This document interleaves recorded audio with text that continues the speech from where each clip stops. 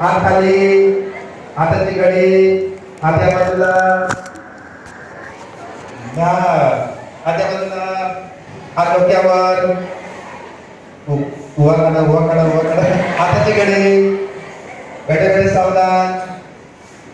बस आता शेपूट पुसायचं नाही. हा ठीक आहे. स्टार्ट तुम्हाला काम लावतो मी थांबा.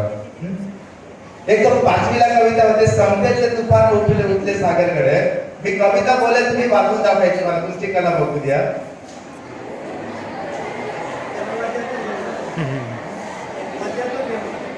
हा तुम्हाला चाल बसत पाहिजे. समतेचे तुफान उठले उठले सागरकडे. अरे घ्या ना पटकन, वेळ नाही आपल्याकडे.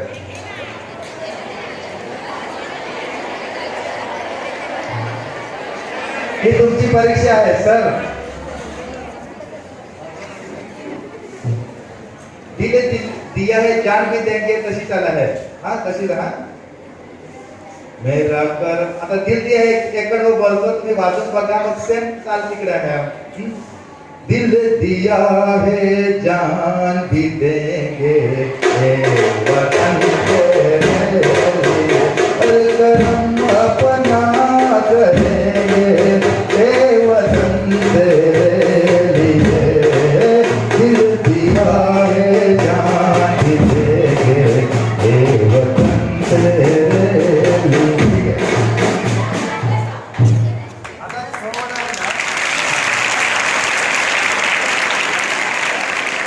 आता थोडं स्पीड घ्यायचं. उठ उठ सह्याद्रे घुमवित बोल मराठी कडे. उठ उठ सह्याद्रे घुमवित बोल मराठी कडे. समतेचे तुफान उठले कुठले सागर कडे. समतेचे तुफान उठले कुठले सागर कडे. उठ उठ सह्याद्रे घुमवित बोल मराठी कडे. उठ उठ सह्याद्रे घुमवित बोल मराठी कडे. तुफान उठले कुठले सागर कडे. तुफान उठले कुठले सागर कडे. मराठी जिजाऊने बदली ज्ञानेश्वरी. तुफाने तलवार गाजली घात मराठीवरी. त्या स्वागतासाठी गरजे सोमते सोमते. त्या स्वागतासाठी गरजे सोमते सोमते. गोखले फुले लाडले आगर करवे घरी. मातंगाच्या मात मजाली गर्दी गर्दी घरी. आगोतीवर दीप करून वाचला पौंच्या घरी. आगोतीवर दीप करून वाचला पौंच्या घरी.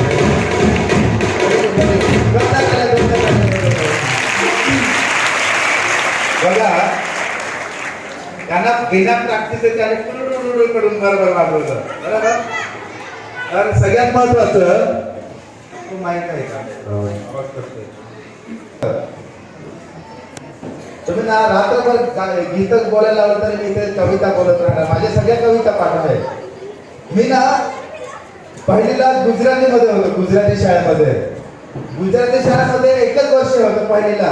लपता शिपता बी जोडी बी म्हणे वारा नाकी वारा म्हणे वेला आपले वेल म्हणून गाय नाके गाय म्हणे दूध आपले. दूध म्हणे मरायला पाहिजे मोडा म्हणे पिसू आपले पिसून बाबा देतो बाबा म्हणे. कुंभार देतो कुंभार म्हणे मडको आपले मडको. आहे देतो आहे म्हणे लाडू आपलं लाडू खाय. म्हणजे सगळ्यात महत्वाचं की आपल्याला आहे ना पाठांतर कौशल्य पाहिजे. लहान मी खूप लहान होतो ना तेव्हापासून कविता पाठ करायचं. एखादं गाणं पण आमच्या वेळेचं गाणं वेगळं होतं, तुमच्या वेळेचे गाणं एवढे आहे ना. त्याला लाईट बिल मेरे नाम पे करतो, घर तेरे नाम पे करतो, गाण्याचा अर्थच नाही. वेगळे वेगळे गाणे आहे. परंतु आमच्या वेळेस गाणं पण अतिशय सुंदर होते आणि त्याच्यामध्ये आहे ना काहीतरी शिकायला भेटत होते. तर ठीक आहे. रिलॅक्स झाले तुम्ही. पोलिसांची भीती गेली. हा मग आता मी बोलायला सुरुवात करू. नक्की. Very good. हा ठीक आहे. आता मला प्रश्न पडला नशेवर बोलू की एज्युकेशनवर बोलू. दोन प्रश्न निर्माण झालेले आहे. कारण तुमच्याकडे बघून मला नशेवर बोलायची इच्छाच होत नाही. कारण त्याच्यापेक्षा एज्युकेशन खूप महत्वाचं आहे. काय महत्वाचं आहे? काय महत्वाचं आहे? शिक्षण महत्वाचं आहे. बरोबर. ठीक आहे. मी आता पाहिजे उतरतच. हुडहुड दबंग हुडहुड दबंग. बरोबर. हा मला असं वाटत होतं की खूप वरती आभाळामध्ये होता, आता पृथ्वी घरात तुमच्यावर बोलायला. ओके माझ्या बघू बोला. हम होंगे कामयाब, हम होंगे कामयाब एक दिन, हो मन में है विश्वास, पूरा है विश्वास, हम होंगे कामयाब एक दिन. लाडके सर किती सुंदर आवाज आहे मुलाचा, एकदम तालासुरात म्हणतात. जोरदार शाळेसाठी आपण टाळ्या वाजवतो. वह बगीचा ही क्या जिसमें माली ना हो, वह बगीचा क्या जिसमें माली ना हो, वह प्रोग्राम ही क्या जिसमें आपकी ताली ना हो. मुलांना शेर शायरी म्हटलं की खूप आवडतं. बरोबर. आसमान में बादल है लेकिन बरसात नहीं होती, आसमान में बादल है लेकिन बरसात नहीं होती, याद आती है मगर मुलाकात नहीं होती. मजा वाटते का? अजून शेरशायरी बोलू? मी काय कार्यक्रमाला आलो नाही शेरशायरीच्या. ठीक आहे आता बैठे बैठे सावधा हाताची घडी. मला सांगा मोबाईल कोण कोण वापरतं घरी? वा माझ्याकडे तर 2 मोबाईल आहे बाबा. खूप छान मोबाईल. हात नीचे लगेच आहे ना, शिस्त पडायला बघतात. हात लगेच आल्याने चुप. बरोबर. लगेच शांत राहायचं. सगळेजण मोबाईल वापरतात. तू पण वापरतो मोबाईल? मला सांगा. हा बरोबर. हा फेसबुक अकाउंट कोणाचं आहे? माझे ते 3 अकाउंट आहे बापरे 3. आता तुमच्यापैकी फेसबुक अकाउंट कोणाकोणाचं आहे? फेसबुक अकाउंट अरे असं करा तुम्ही. कोण हात वरती करा ना. Very good. हा व्हेरी गुड. आहे आहे आहे आहे. बॅनवाल्यांचं पण आहे. हात नीचे. इकडे इकडे पटकन पण ये इकडे. Very good. जवळ तू पण आला. या दोघं या मग त्याला एकाला बोलवलं दोघं आलं. नाव सांग. संदेश संजय आरोटे. चैतन्य जगन्नाथ संघ शेट्टी. सुनील शेट्टी. आता सांगा फेसबुक अकाउंट आहे बरोबर आहे तुमच्याकडे? माझ्याकडे किती आहे? मला इकडं आनंद होतो 3 अकाउंट. बरोबर. मला सांगा किती वर्ष झालं फेसबुक अकाउंटला? जवळ माहिती आहे. 1 वर्ष 2 वर्ष? 2 वर्ष. 2 वर्ष. किती फ्रेंड आहे तुझे? 100. तुझे 21 फ्रेंड आहे. आता सुरुवात झाली तुझी. 1 वर्ष. मला सांगा 100 पैकी किती जणांना ओळखतो तू? 50. 50 कुठले मग? 100 पैकी 50 ओळखतो. 50 कोण आहे ते? आता काही जणांची नाव नाही माहिती पण ते माझ्या शाळेतली. शाळेतलीच आहे. तुम्ही ते शाळेत तुम्ही अभ्यास करता का त्या फेसबुकवर? हो. कसं काय अभ्यास करता फेसबुकवर? सांग. अभ्यास कसा करता? आपण काही वाक्य पोस्ट करतो ना. हा कधी डिंग डिंग डिंग डिंग. हा मग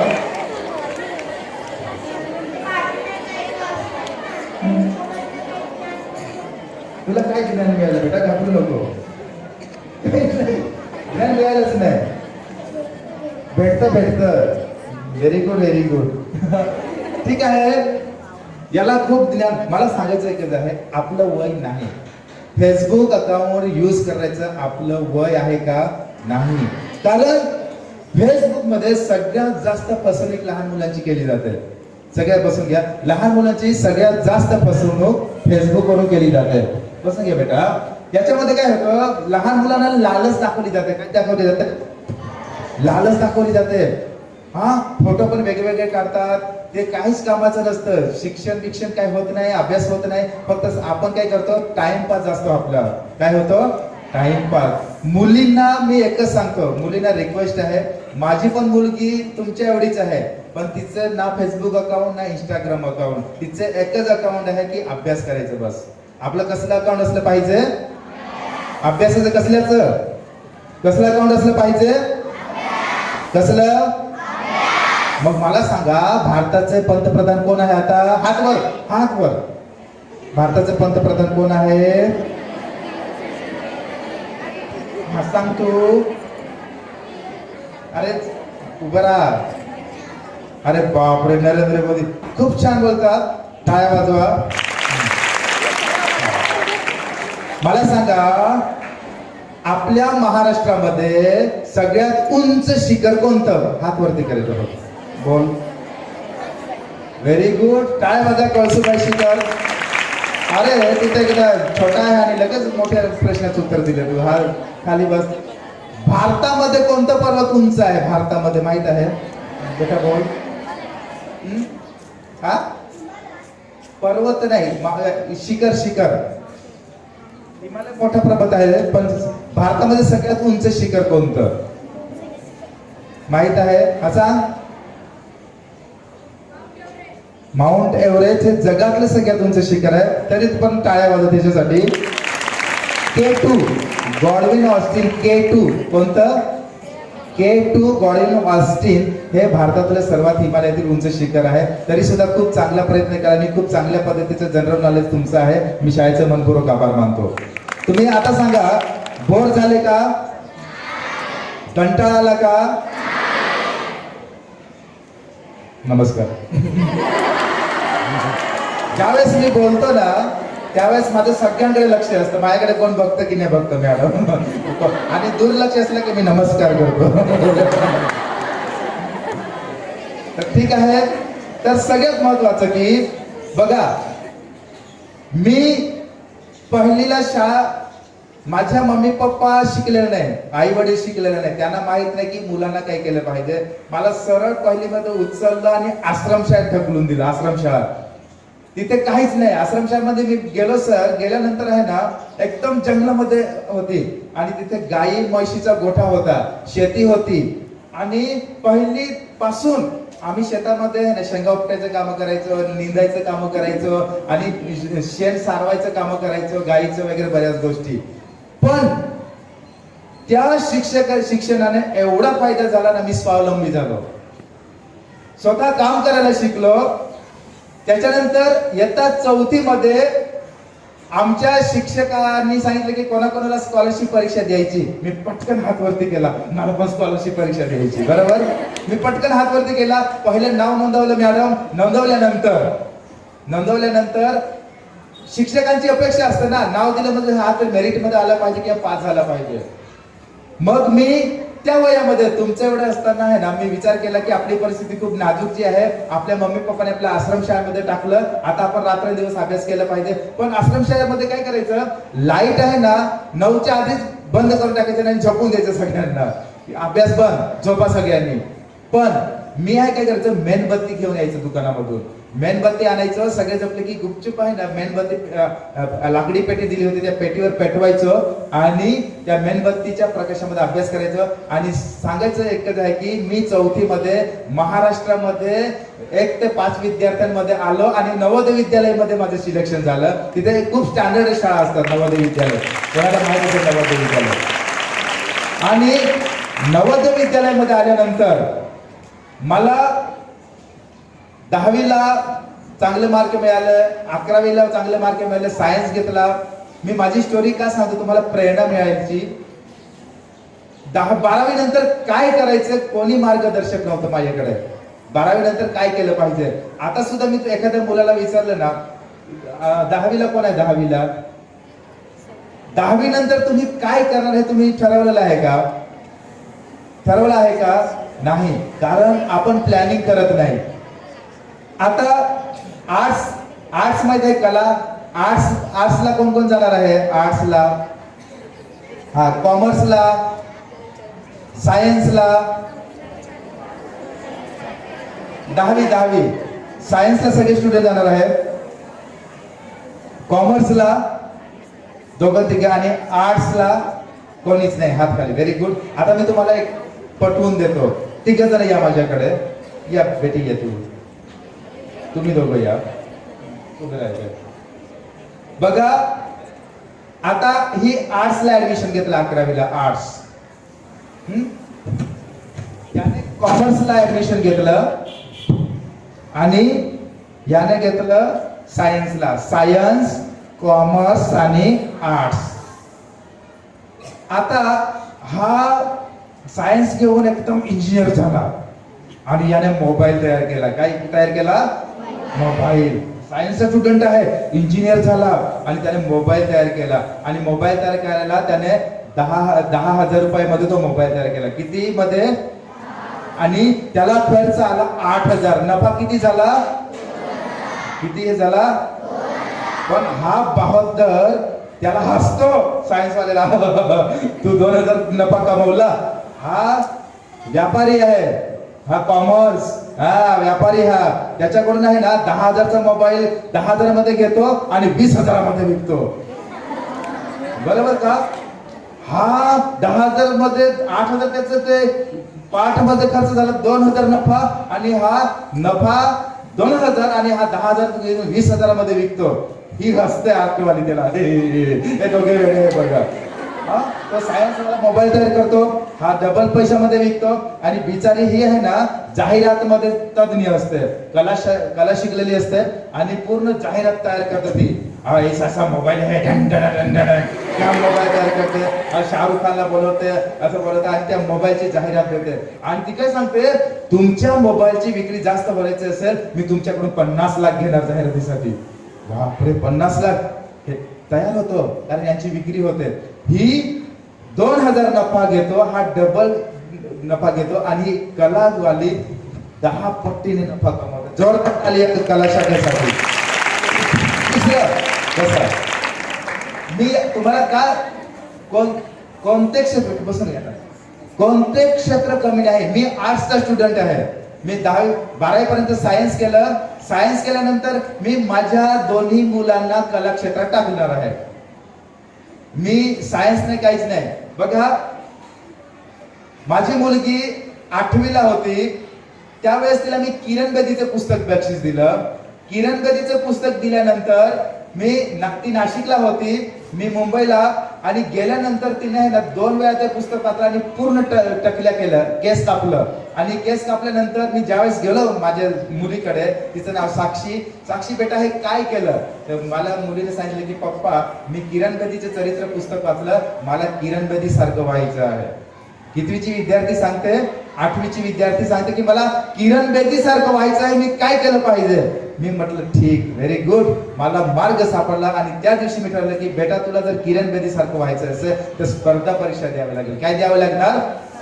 स्पर्धा परीक्षा द्यावी लागणार. आणि त्याच्यासाठी तिला मी त्या दिवशी आपण सांगितलं UPSC ची तयारी करावी लागेल आपल्याला. कितवीमध्ये सांगितलं? कितवीमध्ये सांगितलं? हा, आपण ह्या वयामध्ये आपण आपला टार्गेट फिक्स केला पाहिजे की आपल्याला कोणत्या क्षेत्रामध्ये जायचं आहे. 8वी मधून मी तिचं 3 वर्ष तिकडे इंग्लिश स्पीकिंग कोर्स लावला, पर्सनॅलिटी डेव्हलपमेंट कोर्स लावला, तिचा एक सिंगिंग कोर्स लावून दिला. याला नशी आली वाटतं, बंद पडतो. ठीक आहे, तुम्ही बोर झाला आहे. शराबी पल में पल, शराबी पल में पल शराब पिया करता है, अनड़ी जिंदगी में धोखा खाया करता है. अपन गांजा दारू ताड़ी इंसान को बेईमान बना देती है, जवान बूढ़ों को पागल बना देती है, पागल बना देती है. फटली गोदड़ी में शराबी कहाँ सोता है? फटली गोदड़ी में रोज सोया करता है, अनड़ी जिंदगी में धोखा खाया करता है. कड़क शराब में नवसागर मिला देते हैं, इससे लकवट भी कैंसर पैदा होता है.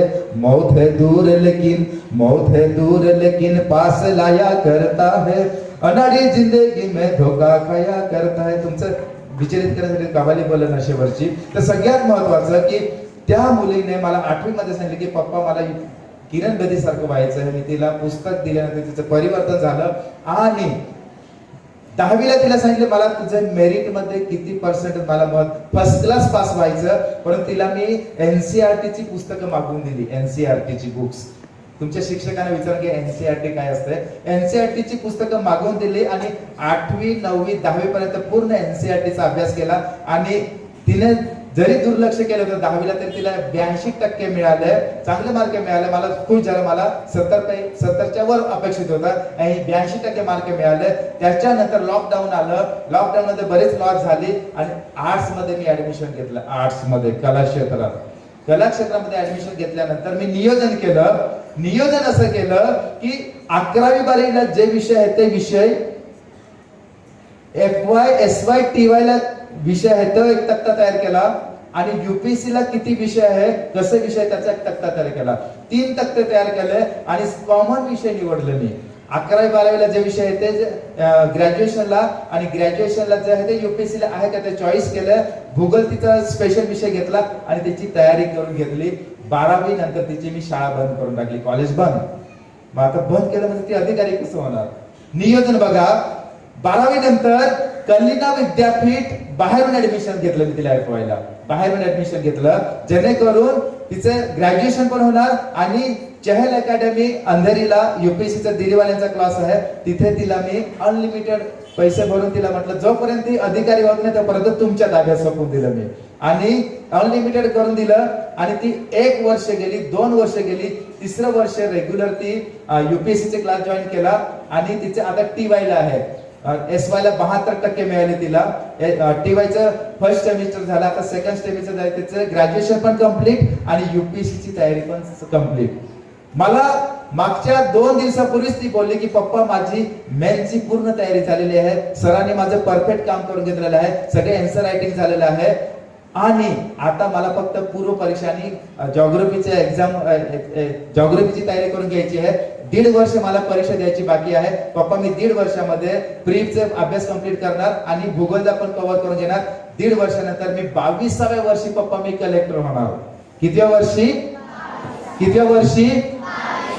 सुरुवात कितव्या वर्षी केली? सुरुवात कधी केली? आणि 8वीला सुरुवात केल्यानंतर सचिन तेंडुलकर चौथी मध्ये असताना बॅटिंग करायला सुरुवात केली. कितवी मध्ये? आणि इरफान पठाणने 9वी मध्ये बॉलिंग करायला सुरुवात केली. ज्यावेळेस आपण एखाद्या क्षेत्रामध्ये लवकर सुरुवात करतो त्यावेळेस जास्त प्रगती होते. सचिन तेंडुलकर खूप मोठा बॅट्समॅन झाला, तेवढी प्रगती इरफान पठाणला करता आली नाही कारण त्याने उशिरा सुरुवात केली. मित्रांनो, कोण आहे क्रिकेटर? आहे का संस्कृती? हा ना, व्हेरी गुड. तिच्यासाठी जोरदार टाळ्या वाजवूया आपण. हे बघा, मी तुम्हाला का सांगतो, कारण आपल्याला कोणी मार्गदर्शक नसतं आणि मी तुम्हाला अनुभवातून सांगतो. मला आहे ना, अक्षरशः कोणीतरी मला फोन करतो माझा मित्र की तुमची साक्षी काय करते. मला लाज वाटतं की ते ग्रॅज्युएशन करते. लोकांना असं वाटतं की ग्रॅज्युएशन करते त्याला सर तुम्ही जीई करायला पाहिजे होतं, MBBS ला ऍडमिशन घ्यायला पाहिजे होतं. मी आजपर्यंत फक्त विद्यार्थ्यांशी बोलताना माझ्या मुलीचं उदाहरण देतो. माझ्या नातेवाईकांना कोणाला सांगत नाही, माझ्या मित्रांना कोणाला सांगत नाही, फक्त एवढं सांगतो की फक्त ती ग्रॅज्युएशन करते. ज्यावेळेस मी सांगतो ग्रॅज्युएशन करते सांगतो ना, त्यांना असं वाटतं की एवढं मोठे साहेब आणि पोरीचं वाया गेले शिक्षण असं तसं. पण ज्या दिवशी ती कलेक्टर होऊन येईल ना त्या दिवशी कळायला पाहिजे की नाही यांनी जो मार्ग दाखवला तो एकदम परफेक्ट होता. मित्रांनो, सांगायचं एकच आहे की आपण आहे ना आपल्या कुवतीनुसार, आपल्या क्षमतेनुसार. मागच्या वर्षी रिझल्ट लागला 10वीचा आणि माझ्या भावाचा फोन आला. 2 मुलं भावाला, एक हुशार आणि एकदम मठ्ठ. तो काय करतो, आमच्या घरी 2 ट्रॅक्टर आहे, एक जुना ट्रॅक्टर एक नवा ट्रॅक्टर. जुना ट्रॅक्टर त्याला सोपवून दिला आम्ही. ट्रॅक्टर घेतो आणि एखाद्याच्या शेतामध्ये कोणी नांगरत असेल ना फ्री मध्ये नांगरून घेतो आणि त्याला जर सांगितलं ना एखादं काम, रात्रंदिवस तो दुसऱ्याच्या घरात काम करत राहतो. मला मुंबईला माझ्या मित्राने बुलेट बक्षीस दिली, 1986चं मॉडेल. मी गावी सोडून आलो आणि 10 दिवसांनी मला माझ्या पप्पांचा फोन येतो, ते बुलेटचे तुकडे केले. काय झालं, त्या पोराने पाणी घेतलं आणि सगळं बुलेट खोलून टाकलं त्याने आणि परत जोडत बसला तो. आणि हा कलाकार आणि भावाचा फोन आला मला की 10वीचा रिझल्ट लागला. मी म्हटलं चांगल्या मार्काने पास झाला असेल. नाही दादा, 6 पैकी 5 विषय नापास झाले, एकच जनतेने पास झाला म्हणे. मी म्हटलं की शाबास. त्याला म्हटलं व्हेरी गुड, खूप चांगलं आहे. काठावर पास होण्यापेक्षा 5 विषय नापास होतो हा, एकच विषय पास होतात, व्हेरी गुड ना. मला काय त्याच्यातले क्वालिटीज नाही त्याची शिक्षण घेण्याची. आपण काय करू, त्याला गॅरेज मध्ये कामाला लाव. आणि त्याला मी ना, माझा एक मित्र आहे खान म्हणून, त्या खानला फोन केला की याला उद्यापासून तुझ्या गॅरेजवर कामाला ठेव. 6 महिने झाले तर तो जुन्या कारागिरांपेक्षा चांगली मोटरसायकल बनवायला शिकला 6 महिन्यामध्ये. आणि आता तो त्याच्या पप्पाने सांगितलं बाबा मला पण एक गॅरेज टाकू द्या. 6 महिन्यामध्ये. मुलांमध्ये आहे ना, शिक्षण महत्वाचं नाही, कला खूप महत्वाची आहे. जर मी कधी कधी विचार करतो, मी हार्मोनियम पण वाजवतो, तबला पण वाजवतो, हॅलो, माझ्याकडे सगळी कला आहे. मी चांगलं गाणं पण म्हणतो, सगळ्या गोष्टी. आज जर माझी नोकरी गेली ना, मी रेल्वे स्टेशनवर जाऊन गाणं बोलेल, 2 पैसे कमवणार. कला. झोळी घेऊन दारी तुझ्या मी देग भिक्षा आई, बाबा बुलाओ काय काय बोल, डम्मा डम्मा ढोलकी जनाना चितो डंबारी गना चितो डंबारी तारे वर चालितो कसरत मी करीतो पैसे पैसे मागितो ग पैसे पैसे मागितो. कविता होती ना आपल्या छान. तर कला पाहिजे, प्रत्येक विद्यार्थ्याकडे एक तरी कला पाहिजे सर, प्रत्येकाकडे कला पाहिजे. माझी मुलगी एवढी चांगली सिंगिंग करते ना, तुम्ही विचार पण करणार नाही. पण तिला मी इंडियन आयडल मध्ये पाठवलं आहे, कारण त्याला काय व्हायचं आहे, काय व्हायचं आहे, काय व्हायचं आहे, कलेक्टर. मुलगा माझा 9वीला आहे. कितवीला आहे, कितवीला आहे, 9वीला आहे. 7वी मध्ये त्याला ऍडमिशन घ्यायला गेलो, इंग्रजी वाचता आलं, मराठी आणि हिंदी वाचता आलं ना त्याला. शाळेतलं बोललं की आम्ही ऍडमिशन देणार नाही.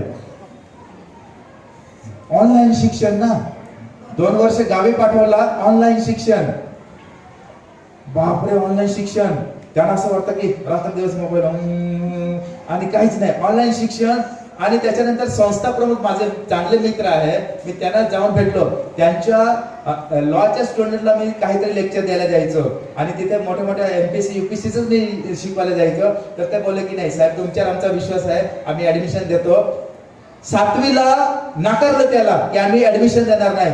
आणि 8वी मध्ये पूर्ण ज्यावेळेस त्याचा रिझल्ट आला ना, मला माझ्या मुलीने पाठवलं की पप्पा व्हॉट्सअप उघडा आणि बघा. आणि ज्यावेळेस मी व्हॉट्सअप बघितलं ना, फळ्यावर इयत्ता 8वी मध्ये 3 तुकडींमध्ये सगळ्यात हायेस्ट कोणतं, 6 जगदीश गावित. 8वीला नाकारलं त्याला, 7वीला. आणि 8वी मध्ये पहिला आता बोर्डावर नाव. आणि विषय इंग्लिश, मराठी, हिंदी, कोणत्या विषयामध्ये कोण, काही काही शाळांमध्ये विषयामध्ये कोण आलं ते पण बोर्डावर लिहितात. सगळ्या विषयांसमोर 6 जगदीश गावी, 6 जगदीश गावी, 6 जगदीश गावी. मग मी त्या टीचरला जाऊन विचारलं, मॅडम मला तुमच्याशी बोलायचं आहे. मी मॅडमला विचारलं,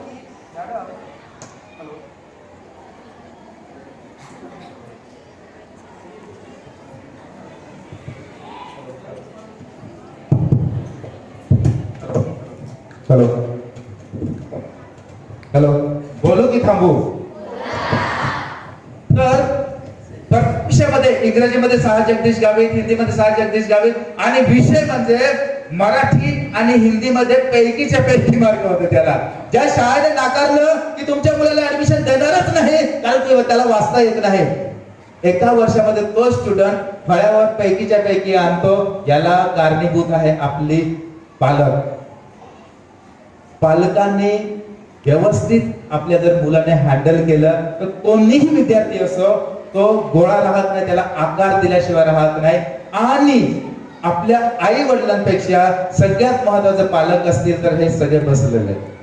जोरदार टाळी यांच्यासाठी वाजवू दे. तुम्हाला खरोखर आपल्या आई वडिलांपेक्षाही जास्त कोणी जर आपल्याला हे कर. मी शाळेत जाऊन सर रिक्वेस्ट केली मॅडमला की माझ्या मुलाला वाचता येत नाही, मला मान्य आहे, पण मॅडम प्लीज त्याच्याकडे लक्ष द्या, तो वाचता आलं पाहिजे त्याला. मी उजळणी घेतली आणि स्वतः इथून जायचं मालाडला जाऊन आधी गेल्यानंतर त्याची उजळणी घ्यायचं आणि आ पासून सुरुवात केली. आय पासून सुरुवात केली आणि सगळ्यात सुंदर अक्षर त्याचं त्या शाळेमध्ये मराठी आणि हिंदीचं सगळ्यात सुंदर अक्षर आहे. त्याला सगळ्या स्पर्धांमध्ये घेऊन फिरतात. ज्यावेळेस पालक सभा होते ना त्यावेळेस त्याचा फोटो दाखवतात स्क्रीनवर की आदर्श विद्यार्थी कसा असला पाहिजे हा जगदीश गावी सारखा.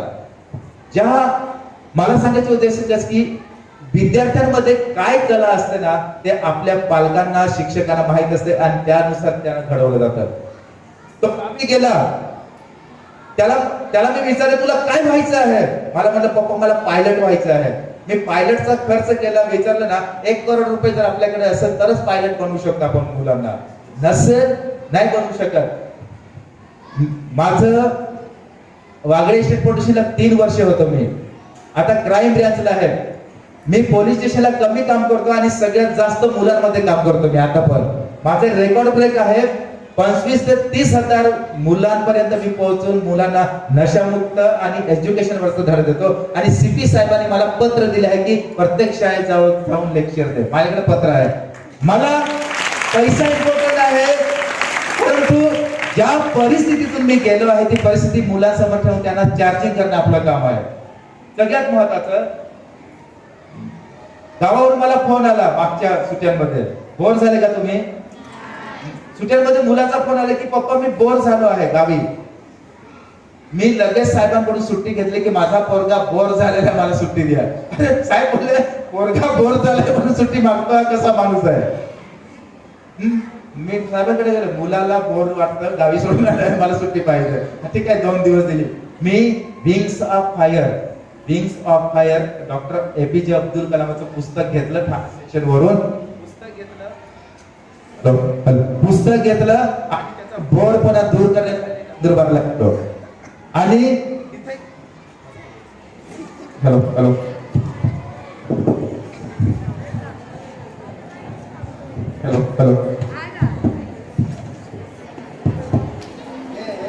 नशामुक्त आहे ना सगळे माईक सगळे पिऊन पडले सगळे एकदम डुलायला लागले. नशेवर बोलत नाही तरी त्यांना चढायला लागली माईकला. तर सगळ्यात महत्वाचं त्याचा बोरपणा दूर होण्यासाठी मी wings of fire APJ Abdul कलामचं पुस्तक घेतलं. सरळ गावी गेलो आणि ते पुस्तक त्याला हातात दिलं आणि सांगितलं तू बोर झाला हे अभ्यास कर. 10 दिवसामध्ये हे पुस्तक 2दा वाच. मी परत आल्यानंतर तुला मी प्रश्न विचारेल त्या प्रश्नाचं उत्तर द्यायचं तू. आणि त्याला वाटलं पप्पाने मला दिलं कामाला लावून. आणि मस्तपैकी त्याने सगळं दोस्ती बिस्ती बाजूला ठेवली आणि ते पुस्तक वाचलं. आणि पुस्तक वाचल्या 2दा वाचलं विंग्स ऑफ फायर. आणि मी त्याला घ्यायला गेलो माझ्या गावी. आणि आल्यानंतर मी सुरत मार्गे येत होतो आणि वापी जवळ आल्यानंतर मला बोलला तो की पप्पा मला तुमच्याशी बोलायचं आहे. गाडी एखाद्या हॉटेलवर थांबवा. मला वाटलं काहीतरी वेगळं काय बोलणार. आणि एका हॉटेलवर थांबल्यानंतर मी माझी मुलगी आम्ही 3घच होतो.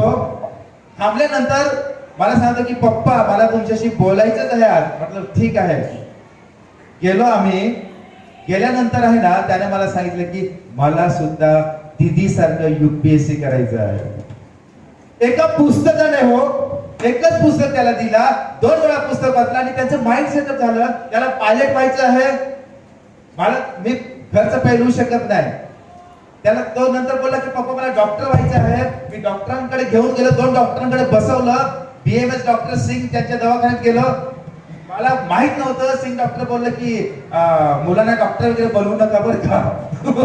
तो डॉक्टर सांगतो की मुलांना डॉक्टर वगैरे बनवू नका बरं का. म्हटलं का काय हो आमचं जीवनापुरतं आहे. गल्लीमध्ये डॉक्टर आहे. काय 10-15 हजार महिन्याला येतात. या मुलीला खर्च हे खर्च. डॉक्टर मुलांना तुम्ही इंजिनियर बनवा काय स्पर्धा परीक्षा घ्या काय UPSC खूप चांगलं आहे पण डॉक्टर नका बनवू. मला सोल्युशन तिथेच भेटलं. आणि नंतर मी प्रत्येक जाहिरात पेपर मध्ये त्या मुलाला पाठवायचं व्हॉट्सअपवर. इंजिनियर झालेलं 25,000 महिना पगार. तुमचं इंजिनियर झालेलं आहे. BE झालेलं आहे. तुमचे चांगलं मेकॅनिक कोर्स केलेला आहे आणि तुमचा पगार किती 25,000 महिना. मी त्याला सगळं दाखवलं आणि त्याच्यानंतर युट्यूबवर सगळं दाखवलं की कलेक्टर झाल्यानंतर काय पॉवर असते. IPS अधिकारी झाल्यानंतर काय पॉवर असते. मी इथे इन्स्पेक्टर म्हणून आहे. 3 स्टार आहे, माझ्यावर बाहेर चला 2 थापड कोणाला दिले तरी कोणी बोलणार नाही. ही पॉवर असते वरची, ही शिक्षणाची पॉवर आहे.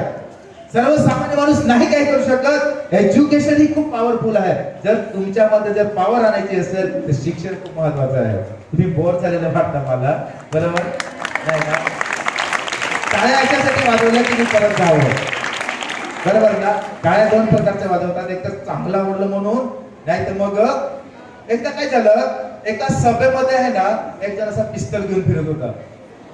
हा, एक माईक हातात होता, वक्ता भाषण करत होता, एक जण पिस्तल घेऊन पब्लिक मध्ये फिरत होता. मग त्याला विचारलं, तुला मूर्ख, तू का पिस्तल घेऊन फिरतो आहे? नाही नाही नाही नाही नाही, या वक्त्याला कोणी आणलं ना त्याचा मी मर्डरच करतो. हा, याला कोणी बोलवलं ना त्याचा शोध घेतोय मी, कोण आहे याला बोलवणारा. टाळ्या 2 प्रकारे वाजवतात, एक तर खूप चांगलं, काय ते लेक्चर कोर्स झाले की तरी टाळ्या वाजवायला पटापटा. मग जाऊ की थांबू? हा, सांगायचं उद्देश आहे की त्या मुलाने सांगितले, पप्पा मला युपीएससी करायचं आहे सर. मी लगेच ऑनलाईन तिथल्या बसल्या बसल्या मी एनसीईआरटी चे पुस्तक फ्लिपकार्ट वरून ऑर्डर केली. बसल्या बसल्या दीदीचं पुस्तक की तुला मी देणार नाही, कारण मुलीचं पण पुस्तक होतं, पण तिने तिचे काही अंडरलाईन केलेलं होतं, कारण तिचं यूज मी त्याला देऊ शकत नाही, कारण तिचा अभ्यास पण महत्वाचा, तिने काही मुद्दे अंडरलाईन केलेलं होतं म्हणून नाही. मुलांना काही काही पालक जुनी पुस्तकं देतात, नाही नवीन पुस्तकं द्या. नवीन पुस्तकामध्ये त्याला स्वतः काहीतरी लिहिता आलं पाहिजे, स्वतः नोट्स काढता आले पाहिजे आणि त्या गोष्टी आपण शिकलं पाहिजे. आणि एनसीईआरटीची पुस्तके दिले आणि आज त्याचे एनसीईआरटी एका वर्षामध्ये एनसीईआरटीचे सगळा अभ्यासक्रम झालेला आहे. आणि त्याने पण ते सांगितले की पप्पा मी पण आर्ट्सच घेणार आणि युपीएससी करणार आणि दीदी सारखंच मी आयपीएस होणार नाही, मला राजदूत व्हायचं आहे, IFS फॉरेन सर्व्हिस मध्ये व्हायचं आहे. तर सांगायचं उद्देश आहे की स्पर्धा परीक्षा आपल्यासाठी खूप इम्पॉर्टंट आहे. आणि तुम्ही खूप चांगल्या पद्धतीने आता किती अर्धा एक झालं असेल, बोलण्यासारखं खूप आहे माझ्याकडे. नशेवर मी एकही शब्द बोललो नाही, फक्त एज्युकेशनवर बोललो आहे. ज्या वेळेस मी स्पर्धा परीक्षा द्यायला सुरुवात केली त्यावेळेस राज्यसेवा सर एका मार्काने मी नापास झालो, एका मार्काने. मला विचार पडला की मी का नापास झालो. मी त्यावेळी शिक्षक होतो नाशिक महानगरपालिकेचा, मी जेडपी बोलत, पण नाशिक महानगरपालिका शिक्षक होतो. आणि नाशिक महानगरपालिकेत 128 शाळा होत्या. त्या 128 शाळेमध्ये सगळ्यात हुशार विद्यार्थी फक्त माझ्या शाळेचे होते. अभिमानाने सांगतो, 128 शाळेमध्ये माझी शाळा. त्यावेळेस मी शिक्षक म्हणून हजर झालो ना, त्यावेळेस माझी शाळा म्हणून मी हजर झालो, माझी शाळा.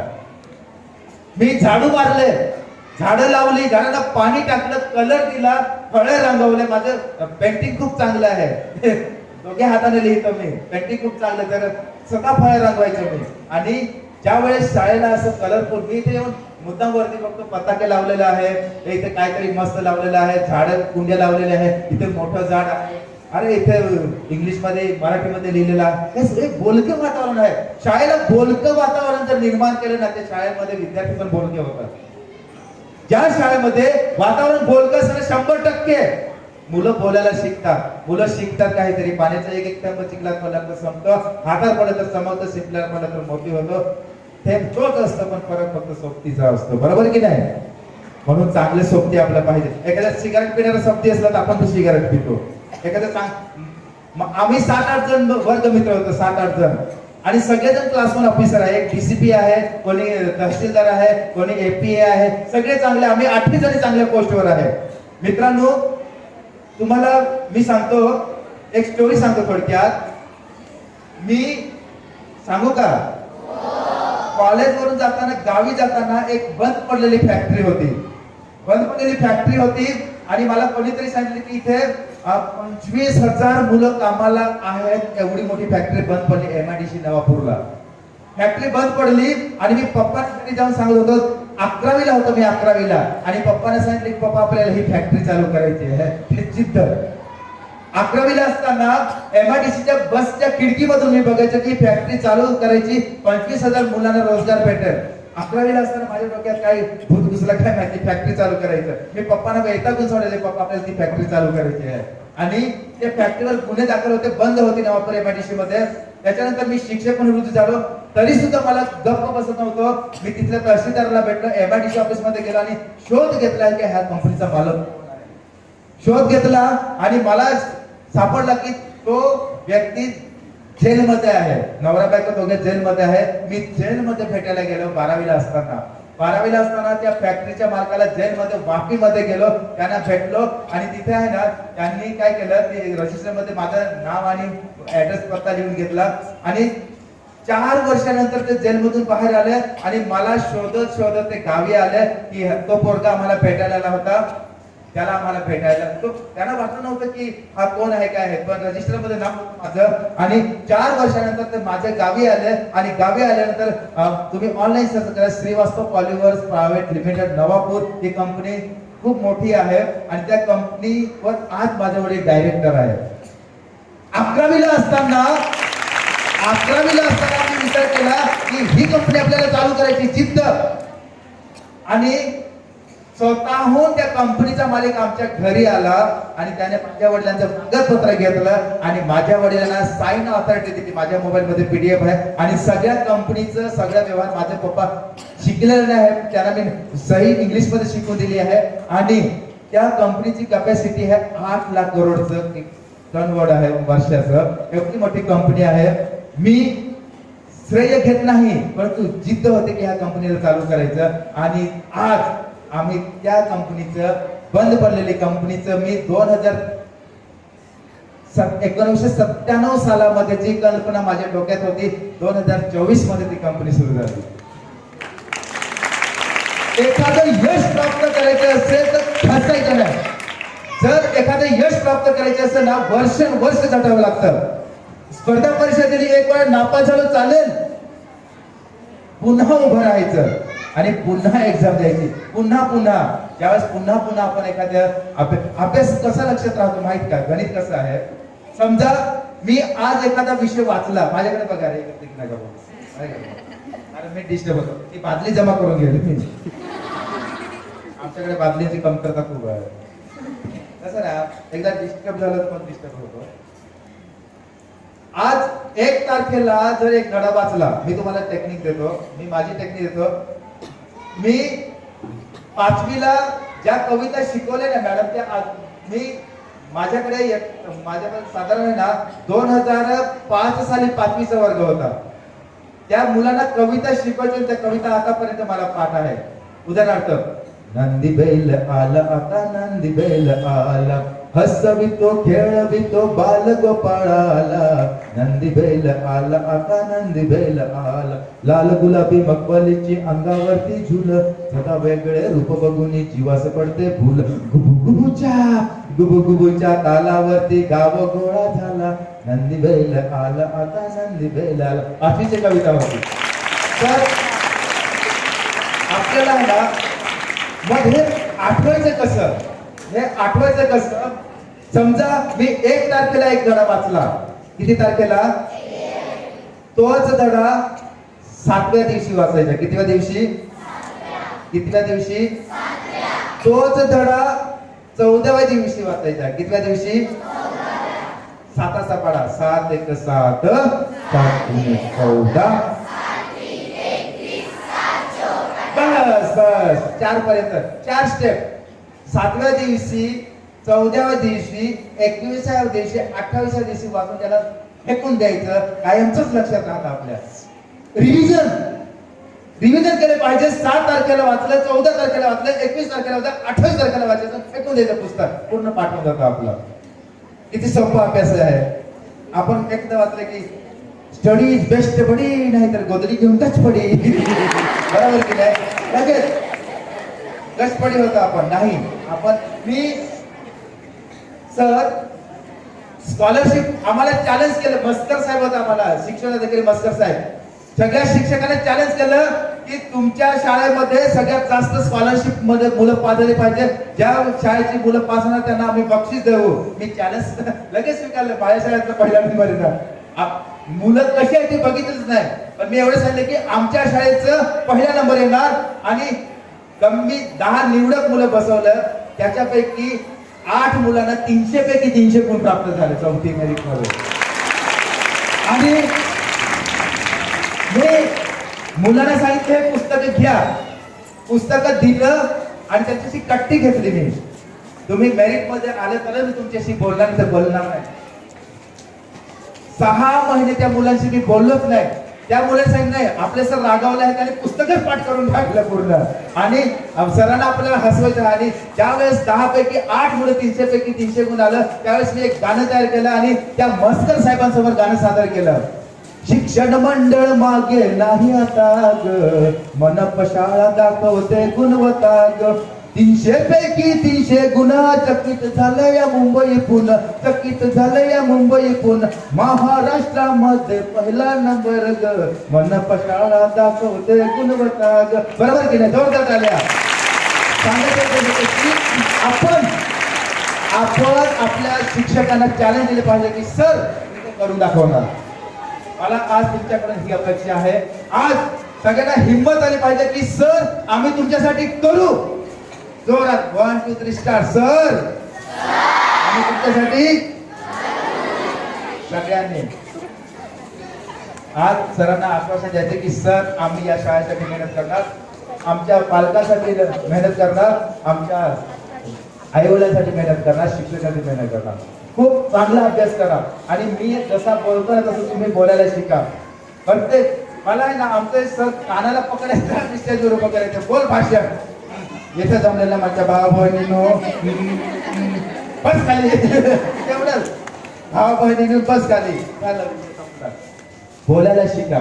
मी मुद्दा मुलांना का उठवतो इथे का बोलवतो त्यांच्याकडे स्टेज जरी घ्यायला पाहिजे. त्यास तुमच्याकडे स्टेज जरी घेते ना त्यावेळेस तुम्हाला सगळ्या प्रकारचं तुम्हाला कौशल्य प्राप्त होऊन जातं. ठीक आहे जा बोलण्यासारखं खूप आहे.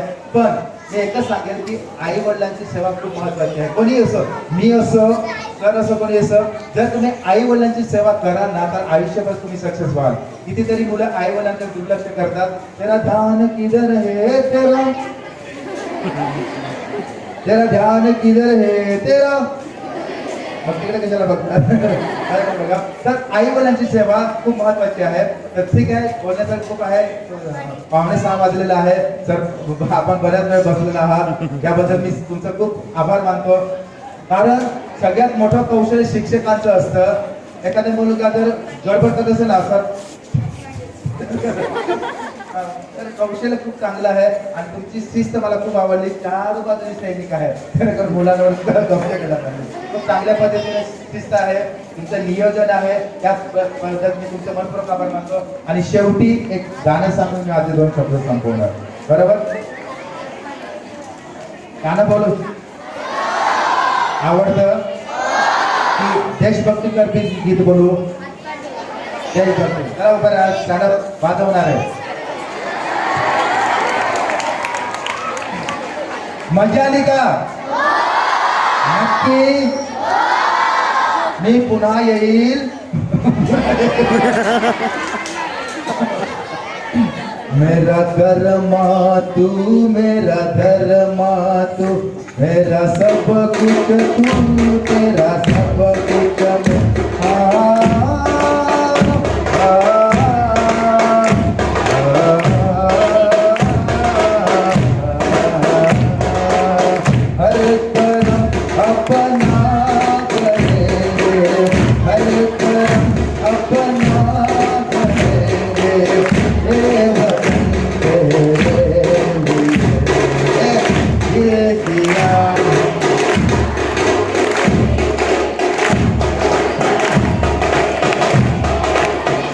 ताल बदलू कहा मी तुम्हाला बदलून टाकेल नाही.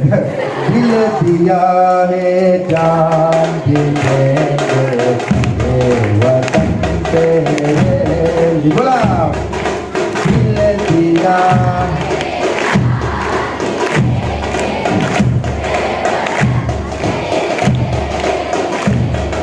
तू मेरा धर्मा तू मेरा धर्मा तू मेरा अभिमान है.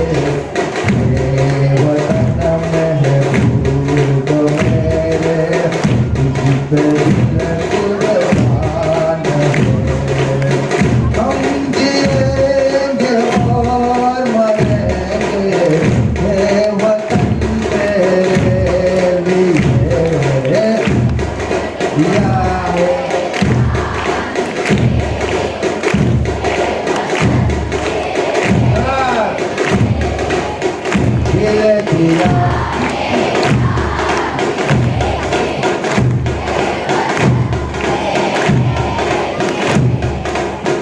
हिंदू मुसलमान शीख ईसाई हम वतन हम है। हिंदू मुस्लिम शीख ईसाई हम वतन हम है। जो करे इनको जुदा मजहब नहीं लगाम है। हम जिएंगे और मरेंगे वतन तेरे लिए।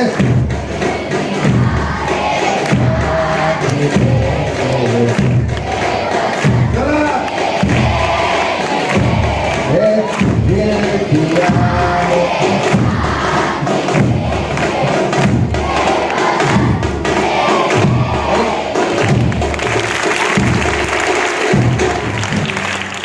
मेहंदी रंग लाती है सूख जाने के बाद। मेहंदी रंग लाती है सूख जाने के बाद। प्यारे बच्चों, आपकी याद आएगी यहाँ से जाने के बाद। धन्यवाद।